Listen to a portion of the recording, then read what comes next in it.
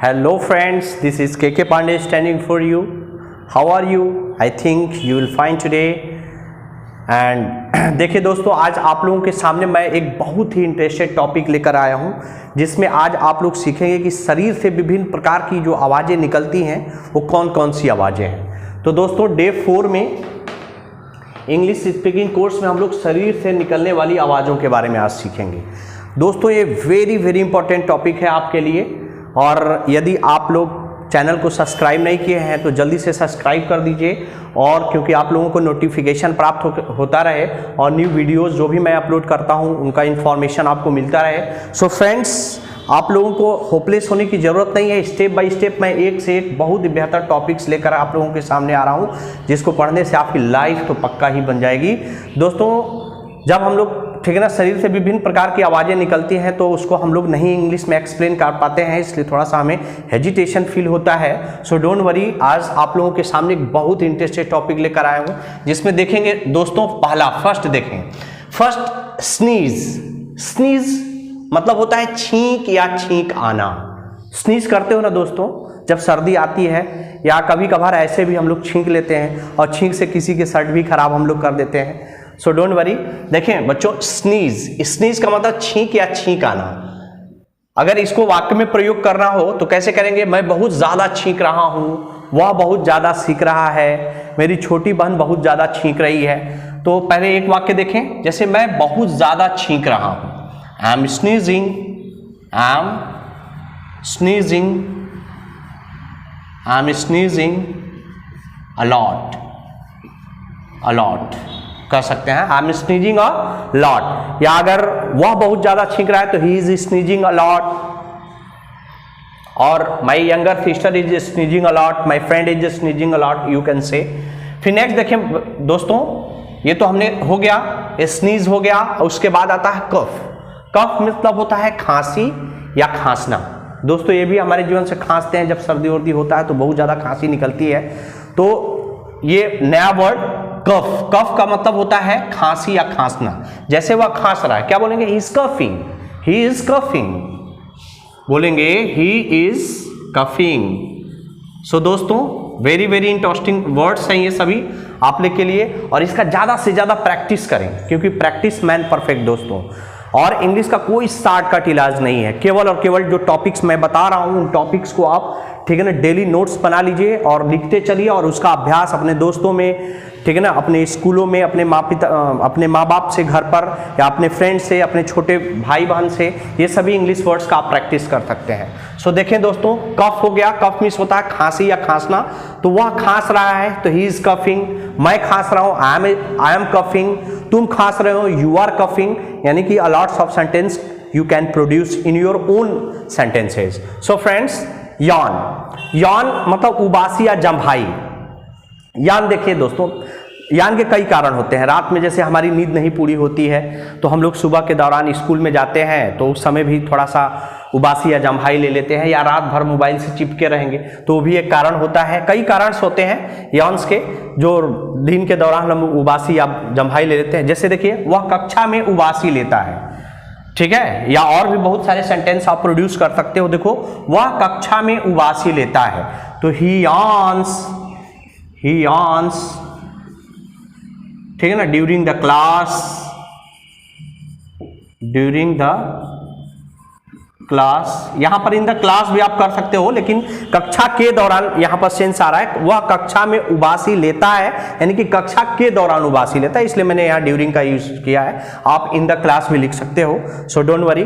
Next देखें, belch. Belch इसको पढ़ते हैं। बेल्च का मतलब होता है डकार या डकार आना, belch.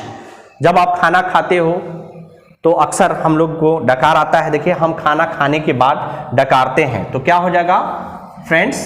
We belch, we belch after eating food, after eating food.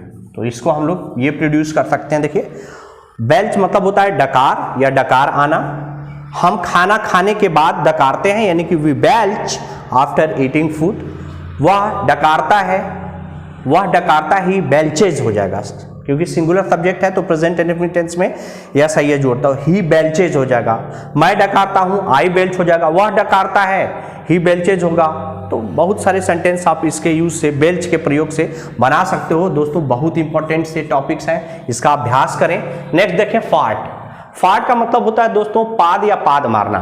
जैसे हम लोग के वायुमंडल में या कह सकते हैं आपस में मतलब आसपास में जो है कि कार्बन डाइऑक्साइड यानी कि प्रदूषण के मेन कारण होते हैं ये। सो डोंट वरी, घर में पाद मत मारो। सपोज मान लो डोंट फार्ट इन द, देखिए don't fart at the home, यानी कि घर में पाद मत मारो। तो या कह सकते हो कि वह पाद रहा है, ही इज फार्टिंग, ठीक है ना। ये बहुत सारे सेंटेंस आप इस पर प्रोड्यूस कर सकते हो। सो नेक्स्ट ये देखिए हो गया। फिर उसके बाद ब्लो। ब्लो का मतलब होता है फूक या फूक मारना फ्रेंड्स। इसके साथ एक आप कह सकते हो इडियम्स आता है ब्लो आउट, मतलब फूक करके बुझा देना। तो देखिए फूक मारकर मोमबत्ती बुझा दो, तो ब्लो आउट द कैंडल। क्या लिखेंगे? Blow out. ब्लो आउट का मतलब होता है फूक मार करके बुझा देना, OUT, blow out the candle. So friends इसको आप विदाउट हेजिटेशंस आप कर सकते हो, ब्लो आउट द कैंडल, यानी कि फूक मार करके मोमबत्ती बुझा दो। नेक्स्ट है स्नोर। स्नोर मतलब होता है खराटे या खराटे लेना। भाई देखिए जब बहुत सारे लोगों की आदतें होती हैं कि रात में सोते हैं तो बहुत सारे खराटे लेते हैं, तो आप इनको अगर इस्तेमाल करता है ही इज, ठीक है ना, स्नोरिंग अलाउड। देखिए वह जोर जोर से खराटे ले रहा था, सॉरी मैं जोर जोर से खराटे ले रहा था, यानी कि आई वॉज स्नोरिंग लाउडली। जोर जोर से यानी दोस्तों लाउडली होगा, लाउडली। वह खराटे ले रहा था, ही वॉज स्नोरिंग। मेरे पिताजी खराटे ले रहे थे, माई फादर इज स्नोरिंग। तो ये सभी कर सकते हैं। हिकअप। हिकअप मतलब होता है हिचकी या हिचकी आना। ये भी हम लोग के शरीर से निकलता है बेटा। जैसे कभी कभी थोड़ा सा गला सूखने लगता है या पानी वानी नहीं हम लोग पिए रहते तो हिचकी काफ़ी आने लगती है। मुझे प्रतिदिन हिचकी आती है, तो आई हिकअप क्या हो जाएगा? I hiccup every day. Every day मतलब मुझे प्रतिदिन हिचकी आती है, मुझे प्रतिदिन हिचकी आती है, तो आई हिकअप एवरी डे।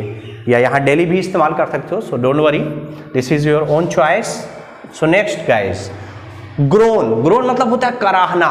कभी कभी देखिए किसी की तबीयत बहुत ज़्यादा खराब होती है या किसी को चोट लग जाती है, क्या बहुत कारण होते हैं ग्रोन के। ग्रोन मतलब होता है कराहना। तो इसके लिए सेंटेंस आप कह सकते हैं कि वह दर्द से करा रहा है, तो he is growing with pain. He is growing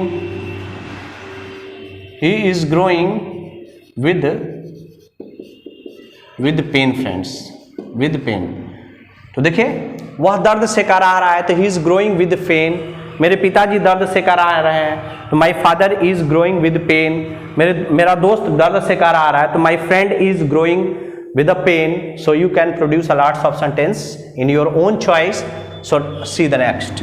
So friends, snap the finger, very very important है। देखिए कभी कभी हम लोग चुटकियां मारते हैं, तो snap the finger मतलब होता है चुटकी बजाना। तुम्हें चुटकी नहीं बजानी चाहिए। जैसे कक्षा में पढ़ते हैं या कहीं ऐसे जगह रहते हैं जहाँ पर लोग जुटे रहते हैं, एक माहौल होता है, तो वहाँ पर चुटकी वाकई में हमें नहीं मारना चाहिए। तो तुम्हें चुटकी नहीं बजाना चाहिए। तो देखिए you should not snap the finger. Sorry friends, snap the fingers, FINGE, snap the fingers, है ना। तुम्हें चुटकी नहीं बजाना चाहिए। नेक्स्ट देखें, cracking the knuckles. Cracking the knuckles का मतलब होता है उंगलियां चटकाना।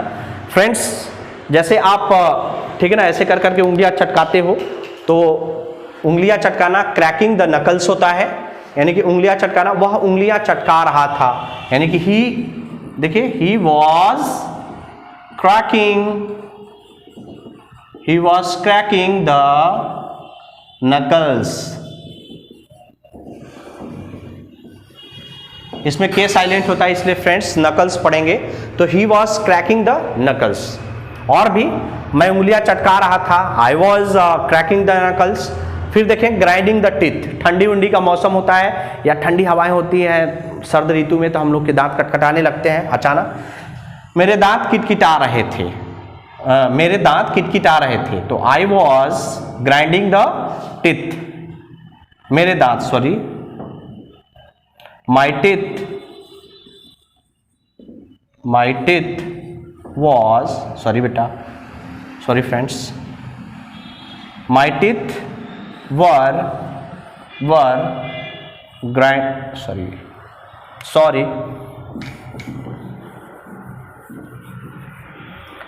मेरे दांत कटकटा रहे थे, यानी कि I was grinding the teeth, I was grinding the teeth, I was grinding the teeth. मेरे दांत कटकटा रहे थे, यानी कि मैं दांत कटकटा रहा था, यानी कि I was grinding the teeth, ये बोल सकते हो।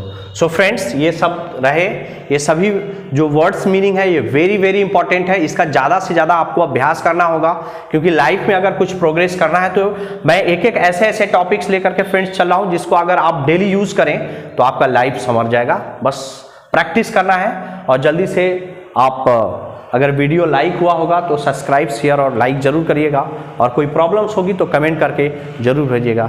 थैंक्स।